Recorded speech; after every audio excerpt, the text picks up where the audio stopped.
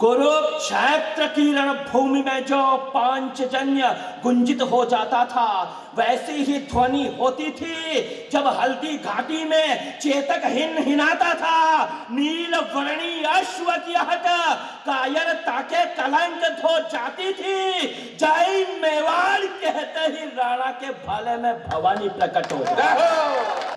आज की रात वो कवि आपको जिंदगी भर के लिए आपके दिलो दिमाग में अंकित होने वाला है। हम लोग ये सारे कवि कहते हैं तालियां बजाएं, तालियां बजाएं। तालियां बजाने से कोई कविता छोटी बड़ी नहीं हो जाती दोस्तों। तालियां बजाने के लिए हम लोग इसलिए कहते हैं, आपके ऊपर, आपके कंधों के ऊपर ज्यादा बड़ी जिम्मेदारी आप सुधी श्रोता है। तालियां बजाने के लिए हम लोग केवल इसलिए कहते हैं क्योंकि वर्तमान दौर में ताली ही एक ऐसी चीज बची है जो कम से कम सांप्रदायिक नहीं है, वरना सारी चीजें सांप्रदायिकता में बट गई साहब। अगला आधा घंटा आपके रोंगटे नहीं खड़े हो जाए तो कुछ भी कहिएगा मुझे। तालियां बजाने के लिए हम लोग इसलिए कहते हैं क्योंकि वर्तमान दौर में यही एक ऐसी चीज बची है जो सांप्रदायिक नहीं है, वरना हर चीज सांप्रदायिकता में बट गई साहब। रंग बट गए, केसरिया तुम्हारा, हरा हमारा, जानवर बट गए, बकरी तुम्हारी, गाय हमारी। तब ऐसे में दोस्त ताली ही एक ऐसी चीज बची है जो कम से कम सांप्रदायिक नहीं है। ताली हिंदू बजाए, मुसलमान बजाए, सिख बजाए, ताली की आवाज एक जैसी आती है। ताली गुजराती बजाए, मराठी बजाए, सिंधी बजाए, ताली की आवाज एक जैसी आती है। और मेरे काकरोली के अच्छे लोगों, ताली तो इस बात पे उठे कि अमीर और गरीब आदमी की थाली में अंतर हो सकता है, लेकिन उसकी ताली में आज तक कोई अंतर नहीं होता है। इसलिए दोनों हाथ उठा करके द्वारिकाधीश के चरणों में आपकी तालियों का प्रसाद जाए। बस ये ऊर्जा बनाए रखिएगा। आपने सबरस मुरसानी को बहुत प्यार दिया, बहुत दुलार दिया। उन्होंने हंसाया, गुदगुदाया और उसके बाद चिंतन की पंक्तियां, करुणा की पंक्तियां देकर के आपको भाव विभोर कर दिया। आइए, अब आप व्यवस्थित हो गए हैं। जहां तक मेरी दृष्टि जा रही है, जहां तक मेरी नजर जा रही है, मैं कल रात से लेकर के पूरी 24 घंटे से रोमांचित हूं। कल मैंने कोटा में जिस कवि का जादू देखा, 25,000 से ज्यादा की भीड़ थी। 3 बार वो भीड़ तो अपनी जगह पर खड़ी हो गई उसकी बोझ भरी वाणी सुन करके। 3 बार पूरा कोटा थरथरा गया साहब। आज काकरोली शहर तैयार हो उसके स्वागत के लिए। उस वीर रस के उस ओजस्वी तेजस्वी स्वर का नाम है मुकेश मौलवा, जिसकी वेशभूषा बताती है। जब वो कविता पढ़ेगा तो ऐसा लगेगा कि मानो अमेरिका में। हमने सुना है कि जीरो पर अमेरिका में विवेकानंद ने 36 घंटे तक लगातार बोला था। मैं सोचता था कैसे बोला होगा। कल मैंने जब कोटा में उसको कविता पढ़ते हुए देखा तो मैं रोमांचित हो गया, मेरे रोंगटे खड़े हो गए। मुझे लगा कि शायद वो विवेकानंद जिसने पूरे अमेरिका को चमत्कृत किया था, पूरे विश्व को चमत्कृत किया था, वो शायद दूसरा जन्म लेकर के मुकेश मौलवा के रूप में इसने हिंदुस्तान की धरती में, इंदौर में जन्म लिया है। एक बार जहां तक मेरी दृष्टि जा रही है, एक भी हाथ नीचे रहे, दोनों हाथ उठा करके तालियों का महोत्सव करके बुलाएं मुकेश मौलवा, इंदौर, हिंदुस्तान।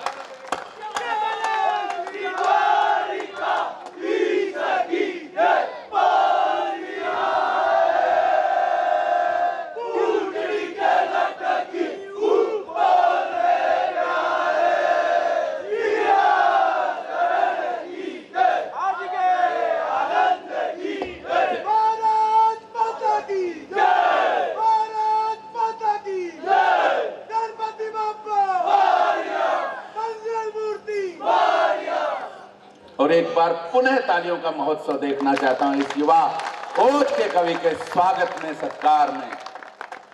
जय हो। जयस्तु कैलाशपति एक लिंग की जय। भगवान द्वारिकाधीश के चरणों में प्रणाम करता हूं। आइए मित्रों, काव्य रथ पर आरूढ़ होकर राष्ट्रभक्ति का शंखनाद करें।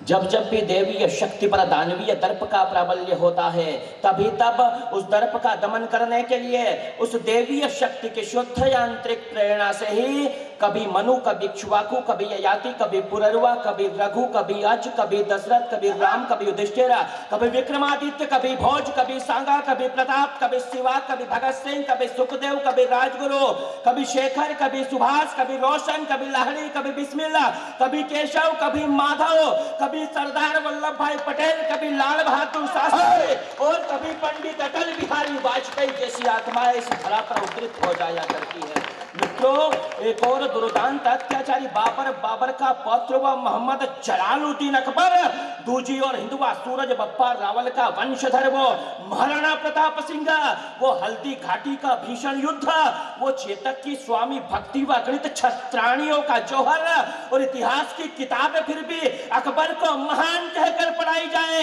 अकबर को द ग्रेट कहकर पढ़ाई जाए। और यदि कांकरोली में देशभक्ति का महोत्सव कर रहे देशभक्तों को इस बात का आभास हो कि अकबर को महान बतलाना महाराणा प्रताप की हल्दी घाटी को कलंकित करना है, अकबर को महान बतलाना चेतक की स्वामी भक्ति पर प्रश्न चिन्ह खड़े करना है, और अकबर को महान बतलाना उन छत्राणियों के जौहर पर कालिख पोतना है। तो एक बार अपनी तालियों का अभिषेक महाराणा प्रताप के मस्तक पर कर दीजिए। जिंदाबाद। वाह, क्या थे महाराणा! कुरुक्षेत्र की रणभूमि में जो पांचजन्य गुंजित हो जाता था,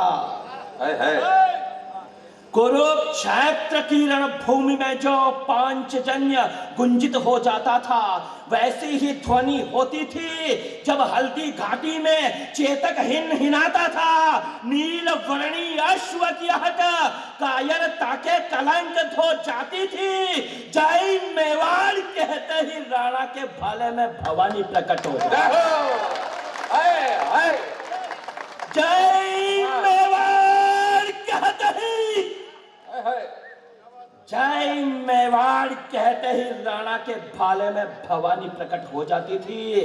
और साहब, इसी भारतवर्ष में, इसी आर्यावर्त में, जेएनयू में वो जवाहरलाल नेहरू विश्वविद्यालय में कुछ सिरफिरे एकत्रित होते हैं और कहते हैं कि भारत तेरे टुकड़े होंगे इंशाअल्लाह इंशाअल्लाह। और घर घर से अफजल निकलेगा। क्यों निकलेगा? किसी के अब्बू का राज है क्या साहब? किसी घर से विक्रमादित्य और किसी घर से महाराणा प्रताप नहीं निकलेंगे क्या?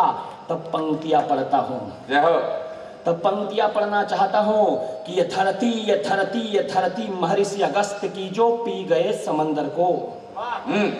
ये धरती महर्षि अगस्त की जो पी गए समंदर को, ये धरती पोरस की जो नतमस्तक कर दे सिकंदर को, ये धरती दाहिर सेन की जो कासिम के आघात को सीने पर झेला करते, ये धरती शकुंतला पुत्र की जो बालपन में सिंहों से खेला करते, ये धरती नहीं है किसी बाबर हुमायूं अकबर या किसी अफजल गुरु के बाप की, ये धरती तो है द्वारिकाधीश और महाराणा प्रताप।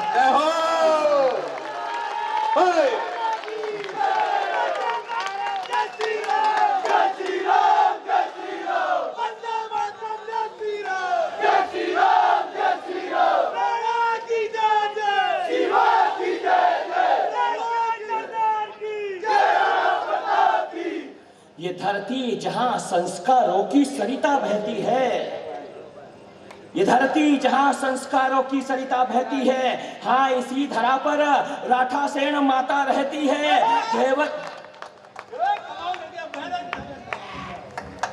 एक बार पुरजोर तालियां। मुकेश मोलवत जिंदाबाद।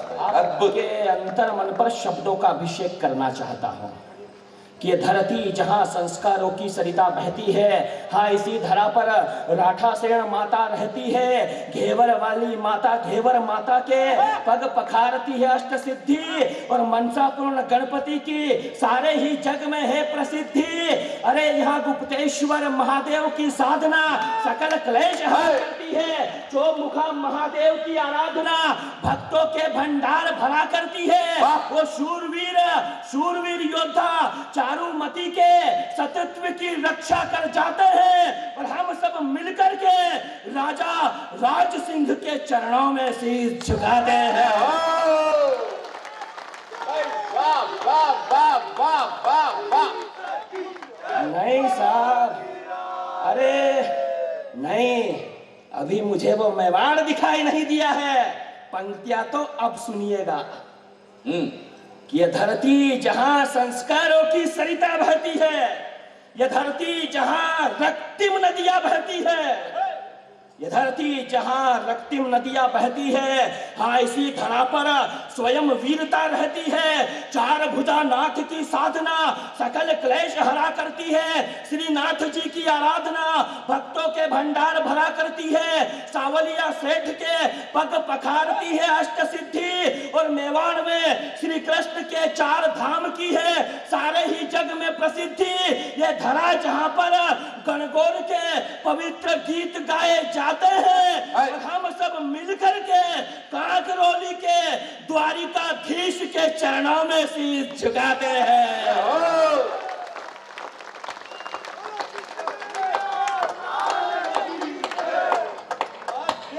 और क्या है साहब ये मेवाड़?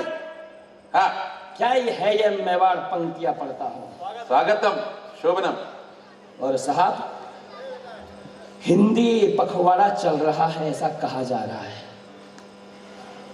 हिंदी और हिंदी कविता का ये महायज्ञ, ये जो जलचक्की चौराहे पर जो जैसी ग्रुप ने किया है, इससे अच्छा अनुष्ठान मां हिंदी के सम्मान में कुछ हो नहीं सकता। पंक्तियां पढ़ना चाहता हूं साहब कि क्या होता है मेवाड़, कि यहां हरित की शिवा भक्ति त्याग तपश्चर्य है। यहाँ हरित की शिवा भक्ति त्याग तपश्चर्य है। स्वाभिमान से अलंकृत यहाँ भीलों का ऐश्वर्य है। गुहिल भोज महेंद्र महायक अपराजित भी, काल भोज बप्पा रावल करते गजनी को विजित भी, भरत भट्टल्लठ नरवाहन नरसिंह खुमान भी, चेत्र सिंह लाखा हमीर हिंदू सुल्तान भी, कर्मावती पद्मिनी पन्ना मीरा जिनसे मृत्यु हारी है, गोरा बादल जयमल फत्ता कल्लाजी राठौड़ यहीं पर कीरत बारी है। प्रताप के पौरुष से उन्नत ललाट यहाँ, हल्दी घाटी कहती झाला मान का बलिदान विराट यहाँ, चेतक की हिन हिराहट रामदास राम प्रसाद की चिंगार कहती है, एक लिंग की भगवा पताका जय जय मेवाड़ कहती है। एक बार जय मेवाड़ का जयकारा द्वारकाधीश की इस धरा पर होना चाहिए। पूरा सदन दोनों हाथ ऊपर उठाकर एक बार जय मेवाड़, जय मेवाड़। सारे हाथ उठे एक बार, लगे द्वारकाधीश को भी ये मेवाड़ में खूंकार हो रही है राष्ट्रभक्ति की। जय मेवाड़, जय मेवाड़, जय मेवाड़, जय मेवाड़। भारत माता की, भारत माता की। उड़ी में आतंकवादी हमला हुआ। प्रातःकाल 5:30 बजे का समय था जब भारत माता के वे बेटे अपने कैंप में आराम कर रहे थे। जैसे मोहम्मद ने पाकिस्तानी आर्मी के साथ मिलकर के अटैक किया, भारत माता के वे बेटे वीर गति को प्राप्त हो गए। एक शिकायत मुझे मृत्यु के देवता से है, आदि देव से है, महादेव से है, मेरे महाकाल से है। और आप देशभक्तों को ये लग जाए कि मेरी शिकायत ठीक है तो फिर बताना कि ये देशभक्तों का देशभक्ति महोत्सव है। हमला उस समय किया गया प्रातःकाल 5:30 बजे, जब भारत माता के वे बेटे अपने कैंप में सोए हुए थे। तो यूं लगा कि अश्वत्थामा ने पांचाली के पुत्रों पर घात किया। वाह, क्या शब्दावली भाई। यूं लगा कि अश्वत्थामा ने पांचाली के पुत्रों पर घात किया। यूं लगा अभिमन्यु पर कौरवों ने मिलकर के आघात किया हमला, जबकि भारत माता के बेटे सोए थे। इस घटना पर स्वयं काल भैरव भी फूट फूट कर रोए थे। हे मृत्यु के देवता, यदि एक सैनिक को भी जगा देते तो जैसे मोहम्मद की क्या औकात, पूरे पाकिस्तान में याग लगा देते। जय हो।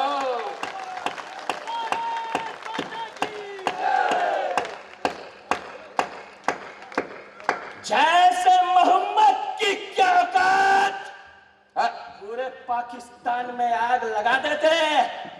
और साहब, एक व्यक्ति इस देश में खड़े होकर यह कहता है कि मैं भारत माता की जय नहीं बोलूंगा, भारत मां का जय घोष नहीं करूंगा। और वो इसलिए नहीं करेगा क्योंकि ये संविधान में लिखा हुआ नहीं है। मेरे कुछ मित्र लोग कहते हैं कि यदि एक व्यक्ति नहीं बोलता है तो क्या फर्क पड़ता है। हमने कहा कि यदि एक जिन्ना की आवाज को दबा दिया गया होता तो किसी पाकिस्तान का निर्माण इस देश में नहीं है। वाह भाई, क्या तर्क है। पंक्तियां पढ़ना चाहता हूं स्वाभिमान की, भारत मां की जय घोष करने का अधिकार उस विधाता ने, मेरे द्वारकाधीश ने किसे प्रदान किया है? स्वागत स्वागत। 7 सुरों को मिलाकर एक लय बोले, 7 सुरों को मिलाकर एक लय बोले, तुलजा भवानी के सिंह की भांति होकर निर्भय बोले, जिसकी रगों में हो अपने पिता का खून, केवल वही भारत माता की जय बोले। ऐसे नहीं, दोनों हाथ ऊपर उठाकर भारत माता की, भारत माता की, भारत माता की, जय श्री राम, जय श्री राम। और उसने कहा कि वो इसलिए नहीं बोलना चाहता क्योंकि संविधान में लिखा हुआ नहीं है। तब इंटेलेक्चुअल पर्सनालिटीज यहाँ बैठी हुई है, कानून के ज्ञाता लोग बैठे हैं, या विद्वान मनीषी लोग बैठे हैं। द्वारकाधीश की शरण में खड़े होकर पंक्तियां पढ़ता हूं। एक तर्क फिर मेरा भी सुन लीजिए। अभिव्यक्ति की आजादी की यदि बात है, फ्रीडम ऑफ स्पीच की यदि बात है, तो फिर एक तर्क मैं भी कहना चाहता हूं। स्वागत में मुकेश। क्या अशफाकुल्लाह खां की जिह्वा पर भारत मां की जय के नारे थे? अशफाकुल्लाह खां की जिह्वा पर भारत मां की जय के नारे थे। भारत मां की जय कहकर कुर्बान हुए अब्दुल हमीद हमारे थे। अग्नि पृथ्वी आकाश त्रिशूल निज धाम चले गए। भारत माता की जय कहते डॉक्टर अब्दुल कलाम चले गए, और तुम कहते कि भारत मां की जय किसी विधान में लिखा नहीं, इस मां माटी का वंदन संविधान में लिखा नहीं। तो सुनो, ये उल जुलूल बकना संविधान में लिखा नहीं, ये बकरे जैसी दाढ़ी रखना संविधान में लिखा नहीं। वाह वाह वाह वाह वाह।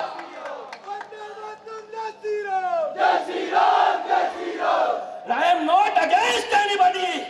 हम किसी के खिलाफ नहीं है। अहरनिश लगन लगी थी उसे यशोदा नंदन के मिला। क्या शब्दावली, क्या भाषा है भाई, कमाल। हरनिश लगन लगी थी उसे यशोदा नंदन के मिलाप की। मुगलानी ताज एक बेटी थी वो मुसलमान बाप की। मुगलिया सल्तनत का दौर वो भी क्या एक जमाना था। तुलसी बाबा का मित्र वो अब्दुल रहीम खान खाना था। सैयद गुलाम नबी रसलीम की रचनाओं में गंगा का आवेग था। श्री कृष्ण के चरणों का अनुरागी बुंदेलखंड का वो कारे बेग था। सरमद ने कहा इस्लाम से तौबा कह दो जाकर हुक्मरानों से। नजीर बनारसी ने लिखा कि उर्दू की परवरिश हुई है हिंदू घरानों से। बाबा फरीद के पदों को गुरु ग्रंथ साहिब में स्थान दिया। मीर मियां के हाथों स्वर्ण मंदिर की नींव रखवा करके मान दिया। श्री कृष्ण भक्ति की धारा रस खान ने बहाई है।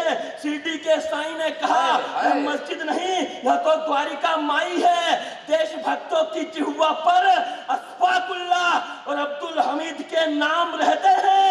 125 करोड़ हिंदुस्तानियों के जहन में डॉक्टर एपीजे अब्दुल कलाम रहते हैं। वाह वाह वाह वाह।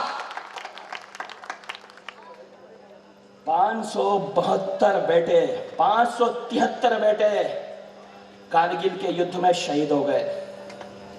भारत माता के 573 बेटे, 572 बेटों के लिए मैं आपसे कोई ताली नहीं मांगता, लेकिन 573वां बेटा मुस्लिम माँ की कोख से जन्म लेने वाला वो हनीफुद्दीन भारत माँ की जय कहते हुए पाकिस्तानियों की गोली अपने सीने में झेलकर इस माँ के लिए शहीद हो गया।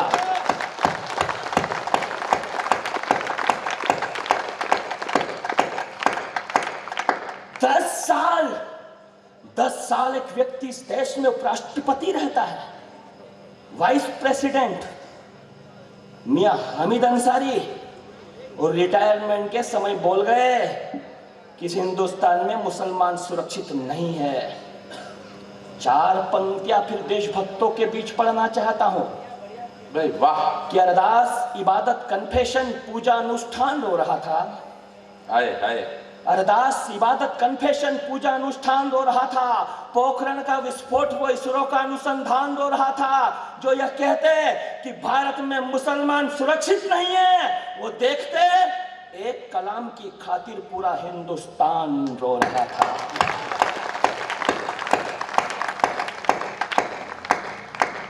और एक मंत्री हुआ करता था मणिशंकर अय्यर।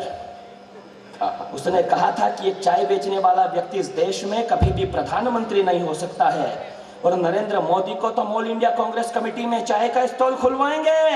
इस देश की स्वाभिमानी जनता ने जवाब दिया, और वो चाय बेचने वाला व्यक्ति इस देश का वो गौरवशाली प्रधान हो गया जिसने अबू धाबी जैसी इस्लामिक कंट्री में भी जाकर मर्यादा पुरुषोत्तम राम के मंदिर की नींव रख दी। कुछ नहीं साहब, मां सरयू के तट पर मंदिर नहीं बन रहा है, किसी भी अबू धाबी में जाकर बना लो, कोई फर्क नहीं पड़ता। मंदिर तो सरयू के तट पर बनाने का वादा किया था, सारी दुनिया को पता है। अरे हमने भेजा था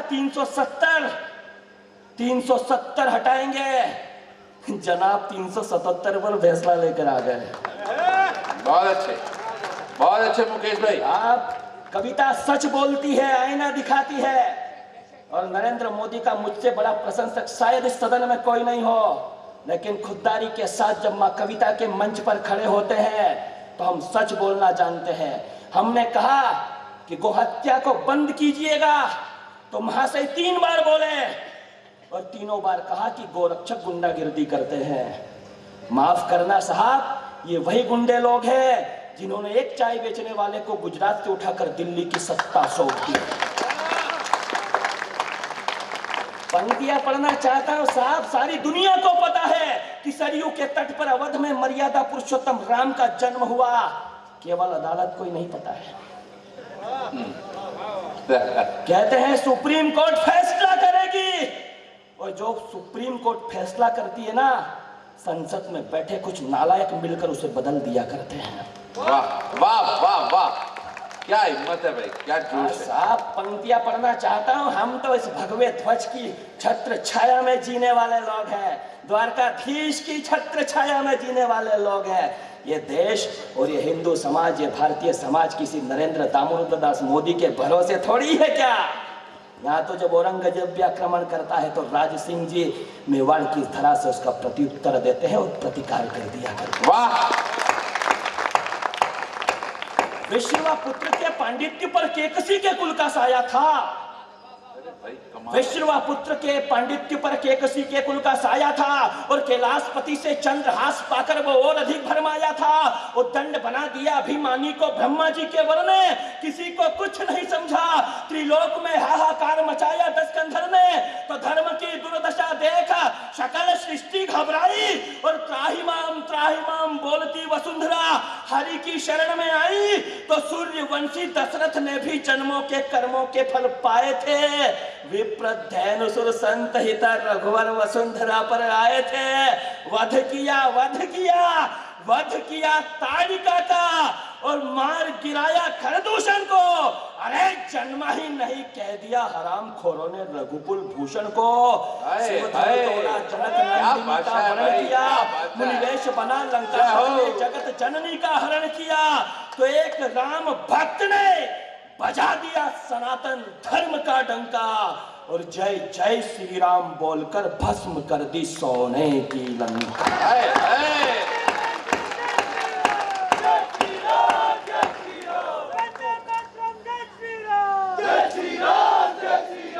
और एक परिवर्तन, लोग कहते हैं कि नरेंद्र मोदी के प्रधानमंत्री बनने के बाद क्या परिवर्तन हुए। एक परिवर्तन जो मुझे ठीक लगता है वो पढ़ना चाहता हूं। इस देश के तात्कालिक प्रधानमंत्री जब माननीय मनमोहन सिंह जी हुआ करते थे, तब उस पाकिस्तान के 2 कौड़ी के प्राइम मिनिस्टर मियां नवाज शरीफ ने न्यूयॉर्क में कह दिया था कि इस देश के प्रधानमंत्री की हालत तो देहाती महिला की तरह है। साहब यदि समर्थन कर सको तो इस बात पर करना कि यदि मियां नवाज शरीफ ने अपनी अम्मी का दूध पिया है तो आज वही भाषा बोलकर बता दे।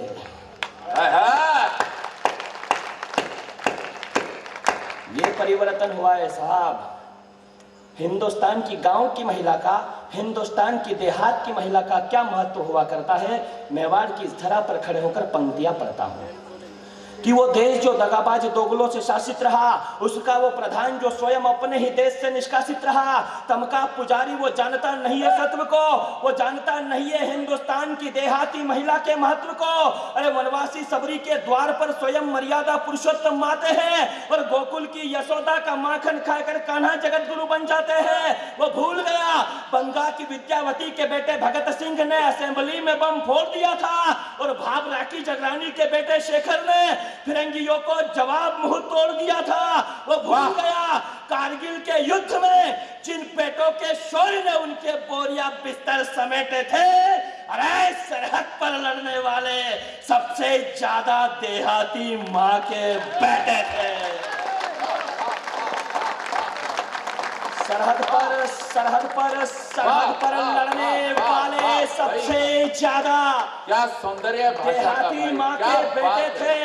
वो माँ जो सूरज से पहले उठकर गायों का दूध दुहा करती है, वो दादी जो झोपड़ी में रहकर भी पोतों की सलामती की दुआ करती है, वो बहिना।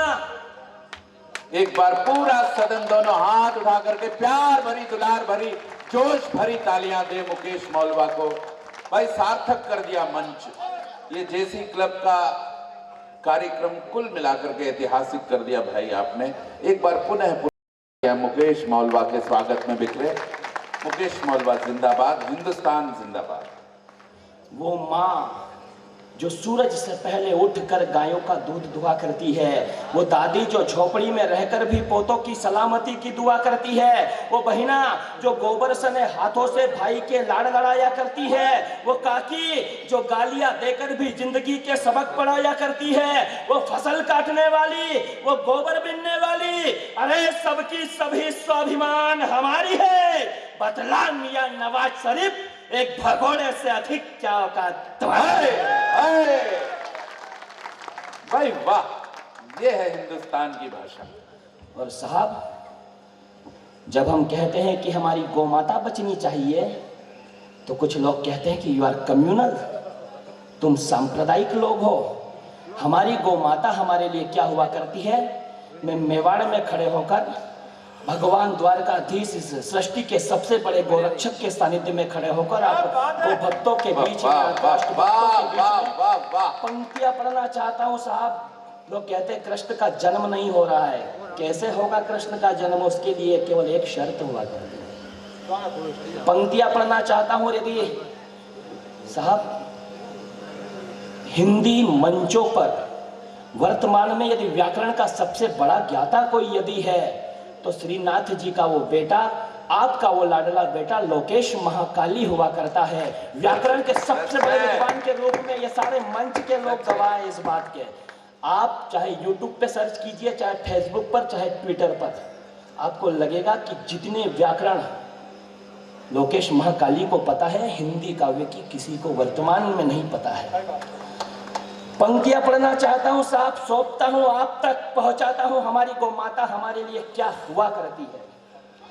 स्वागत। परजन्य नामक देवता क्षीरधार कर्ण प्रदेश में अश्विनी कुमार थनों में लहराते चारों समुद्र, पृष्ठ भाग में एकादश महारुद्र, ललाट में महागौरी मां पार्वती, नासिका में कार्तिकेय देवों के सेनापति, मुख में वैदिक ऋचाओं की श्वास, जिह्वा पर साक्षात मां शारदे का वास, जिसके सिंगों में सृजक पालन करता, मुख मंडल में वृषभ ध्वज संभरता, धर्म अर्थ काम मोक्ष जिस मां के चरणों में, इंद्र धनुष आभा जिसके वर्णों में, समुद्र मंथन से कपिला काम धेनु का प्रादुर्भाव हुआ। इस सृष्टि में मां शब्द का गौ माता से आविर्भाव हुआ। सूर्य वंश के प्रतापी रघुकुल में धेनु रक्षक राम मिले। 9 लाख गायें थी नंद के घर में, तो पुत्र रूप में घनश्याम। वाह वाह वाह वाह वाह वाह वाह वाह वाह वाह वाह वाह वाह वाह। एक खानदान के 3 लोग भारत रत्न लेकर बैठ गए। मजाक बना दिया भारत रत्न का इस देश में। क्या बात है। एक परिवार के 3 लोग भारत रत्न। ना तो महाराणा प्रताप को भारत रत्न मिला, न वीर शिवा को मिला, न भगत सिंह को मिला, न चंद्रशेखर आजाद को, न ही अशफाकुल्लाह खान को भारत रत्न मिला। 1992 में नेताजी सुभाष चंद्र बोस को भारत रत्न देने की अधिकृत घोषणा की गई, लेकिन एक मेंबर ऑफ पार्लियामेंट ने खड़े होकर कहा कि भारत रत्न या तो व्यक्ति को जीते जी दिया जा सकता है या मरणोपरांत दिया जा सकता है। इस नियम का हवाला देकर नेताजी सुभाष चंद्र बोस को घोषित किया गया, भारत रत्न वापस छीन लिया गया। साहब, नियमों में तो यह भी नहीं था कि खेल के क्षेत्र में भारत रत्न दिया जा सकता है, लेकिन इच्छा शक्ति थी उन लोगों की देने की। संविधान में संशोधन किया गया, एक विधेयक पारित किया गया और सचिन तेंदुलकर भारत रत्न हो गए। निसंदेह सचिन इस देश का गौरव है, उन्हें भारत रत्न मिलना ही चाहिए। मेरा प्रश्न तो केवल इतना है कि यदि एक क्रिकेटर को भारत रत्न देने के लिए नियम बदला जा सकता है, तो क्या नेताजी सुभाष चंद्र बोस को घोषित किया गया भारत रत्न यथावत रखने के लिए नियम नहीं बदला? वाह वाह वाह वाह वाह। लेकिन स्वाभिमान की तो पंक्तियां सोचता हूं, और स्वाभिमान के लिए यदि किसी की पूजा की जाती है तो वो सिर्फ मेवाड़ हुआ करता है। तो पंक्तियां सोचता हूं कि तुम किसी को भी दो भारत रत्न, तुम किसी को भी दो भारत रत्न, हमें कोई एतराज नहीं है। हमारा सुभाष तो वैसे भी किसी रत्न का मोहताज नहीं है। तुम किसी को भी दो भारत रत्न, हमें कोई एतराज नहीं है। हमारा सुभाष तो वैसे भी किसी रत्न का मोहताज नहीं है। हुंकारो रणवीरो मत बनो जुल्म सहने के आदि, तुम मुझे खून दो मैं दूंगा तुम्हें आजादी। आजादी भीख नहीं अधिकार है हमारा, आओ बुलंद करें हम जय हिंद का नारा। हाथ फैलाकर मांगेंगे नहीं कुछ भी लज्जित होकर, अधिकार अपने छीन लेंगे शस्त्रों से सज्जित होकर। सुभाष का यह तेवर कुछ लोगों को रास नहीं आया, ये नेहरू की साजिश थी जो लौटकर फिर सुभाष नहीं आया।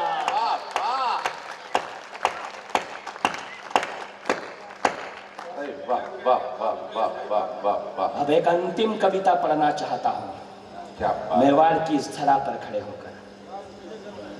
बहुत बड़ी टीम है, एक अंतिम कविता पहुंचाना चाहता हूं आप तक। कविता का शीर्षक है मैं हिंदू हूं। अच्छी कविता है, शानदार कविता है। 70 साल की राजनीति ने हमें इतना कायर, इतना नपुंसक बना दिया कि भरी सभा में मैं हिंदू हूं कहलाने में शर्म महसूस होने लगी। साहब, 70 साल के बाद कोई बब्बर शेर पैदा हुआ, उत्तर प्रदेश की कमान उसको सौंपी और उसने इतिहास में पहली बार कहा, भारतीय इतिहास में पहली बार कहा कि चाहे कितनी ईद मना लो, लेकिन यदि एक भी गौ माता की हत्या हो गई तो सारी जिंदगी की ईद जेल के भीतर सड़वा दूंगा।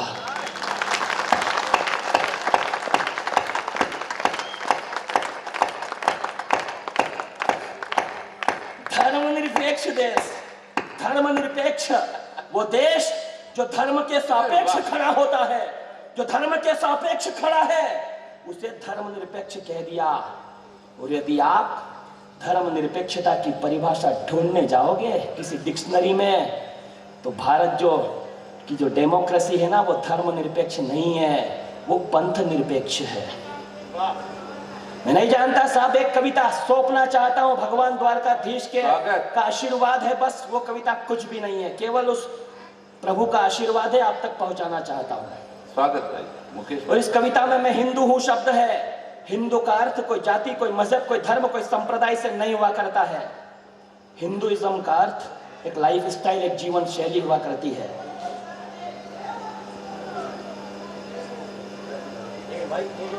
कुछ नहीं क्या हुआ? कुछ भी नहीं, कुछ भी नहीं है। चलिए एक बार ताली बजाइए, मैं कविता शुरू करता हूं। कुछ भी नहीं है, जोश आ गया था उनको भी, भारत माता की जय वहां से बोल रहे थे, कोई दिक्कत नहीं। मैं सूर्य चंद्र की गति का निर्धारण करता, मैं सूर्य चंद्र की गति का निर्धारण करता, कभी भौरेंदु कभी सुदर्शन चक्र धारण करता, विष्णु भार्या धरा पर धर्म का संस्थापक हूँ, अपने वैदिक विचारों से मैं सर्वव्यापक हूँ, मैं वांछा कल्पद्रुम सारी विद्याओं का ज्ञाता, मैं शरणागत वत्सल, मैं भाग्य विधाता, मैं वामन, मैं विराट, मैं अदम्य साहस का सिंधु हूँ, मैं दशरथ नंदन मर्यादा पुरुषोत्तम, मुझे गर्व है मैं हिंदू हूँ। जय हो, जय हो। मैं दशरथ नंदन मर्यादा पुरुषोत्तम, मुझे गर्व है मैं हिंदू हूं। मैं कश्यप, अंगिरा, गौतम, वशिष्ठ, विश्वामित्र हूं। भाई क्या हम लोग कौन हुआ करते हैं? क्या सौंदर्य भाषा का। साहब, यदि अपराधी है कोई रामपाल, कोई राम रहीम, आप गोली मार दीजिए, हमें कोई दिक्कत नहीं। लेकिन भारतीय संत परंपरा को कलंकित करने की कोशिश नहीं होनी चाहिए। सच ये बंद होना चाहिए। पंक्तियां पढ़ता हूं। मैं कश्यप, अंगिरा, गौतम, वशिष्ठ, विश्वामित्र हूं। आशीष चाहता हूं मेवाड़ का। मैं कश्यप, अंगिरा, गौतम, वशिष्ठ, विश्वामित्र हूं। मैं दुर्वासा, पाराशर, कृष्ण, द्वेपा, यनका चरित्र हूं। मैं चरक, जाजली, अत्रि, मैत्रेय, भरद्वाज में शल्य हूं। अरे चरवाहे को चंद्रगुप्त बना देता मैं कौटिल्य हूं। मैं सांदीपनी, जगत गुरु श्री कृष्ण का आचार्य हूं। मैं अद्वैत वेदांत का प्रणेता, मैं आद्य शंकराचार्य हूं। मैं विस्तारक, अखिल ब्रह्मांड का मैं सृष्टि का सजग बिंदु हूं। मैं भुवनेश्वरी का लाल विवेकानंद, मुझे गर्व है मैं हिंदू हूं।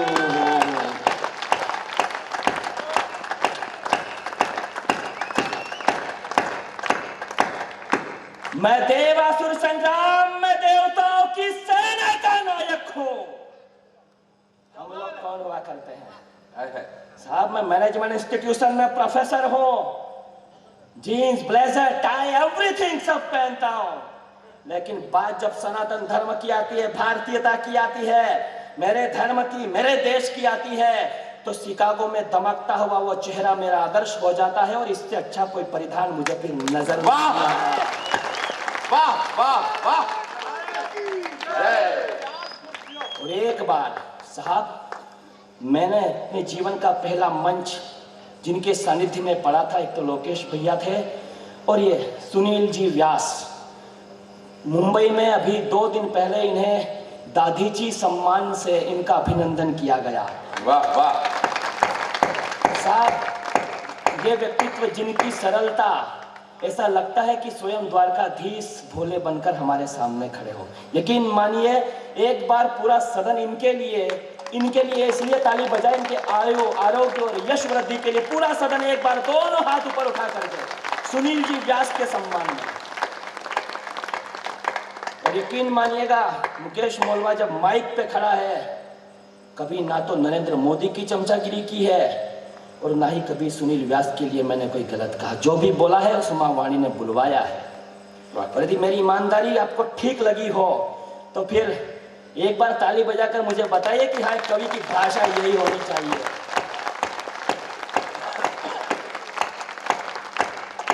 अंतिम पंक्तियां सौंपता हूं आपको। मैं देवासुर संग्राम में देवताओं की सेना का नायक हूं। और हमारे आदर्श कौन? वो हकला शाहरुख खान, वो टकला सलमान खान, वो आमिर खान, जिसकी बीवी को यह देश असहिष्णु नजर आता है। नहीं साहब, हमारे आदर्श वो नहीं हो सकते। हम वो लोग नहीं है जो डिस्को, थिएटर और पब में जाते हैं। हम तो वो लोग हैं साहब जो गणपति महोत्सव पर भी जैसी ग्रुप जैसे लोग हैं। ये क्या दिखाएंगे? वो जेएनयू में दिखाते हैं कि ये भारत के नौजवान जो भारत तेरे टुकड़े होंगे के नारे लगाते हैं। यदि भारत को दिखाना है तो इलेक्ट्रॉनिक मीडिया आए आज राजसमंद के काकरोली के इस जलचक्की चौराहे पर और आधी रात को देखे कि भारत में कैसे कैसे लोग भारत में हुआ करते हैं, भारत माता जय का घोष करने वाले। वाह। अंतिम पंक्तियां सौंपता हूं, आशीर्वाद चाहता हूं। मैं देवासुर संग्राम में देवताओं की सेना का और ये पाकिस्तान कभी टेंशन मत लेना, राजनीति का भी कोई लोड मत लेना। आज इसकी सरकार है, कल उसकी होगी। ये परिवर्तन तो होता ही रहा है, लेकिन जो परिवर्तन आपने परिणाम उत्तर प्रदेश में दिए, वैसे 2-4 प्रदेशों में और आ गए तो हो सकता है कि पाकिस्तान का चीफ मिनिस्टर भी हम ढूंढ कर किसी योगी आदित्यनाथ को बना दे। वाह, वो भारत हुआ करता है मुकेश, जिंदाबाद। मैं देवासुर संग्राम में देवताओं की सेना का नायक हूँ। मैं इक्ष्वाकु अनेकों बार देवराज इंद्र का सहायक हूँ। मैं भागीरथ गंगा को धरा पर लाया, धरणी के उद्धार को अभिमन्यु बनकर सह जाता हूँ वैरियों के वार को। अश्वमेध अश्व को रोकते लवकुश का ओज में, यशोधर्मा हरिश्चंद्र प्रतापी विक्रम भोज में, गौरी को परास्त करते पृथ्वीराज का ताप हूं, अकबर दी ग्रेट को धूल चटाने वाला मैं महाराणा प्रताप हूं। पूरा सदन दोनों हाथ ऊपर उठाकर एक बार आशीर्वाद की तालियां दें।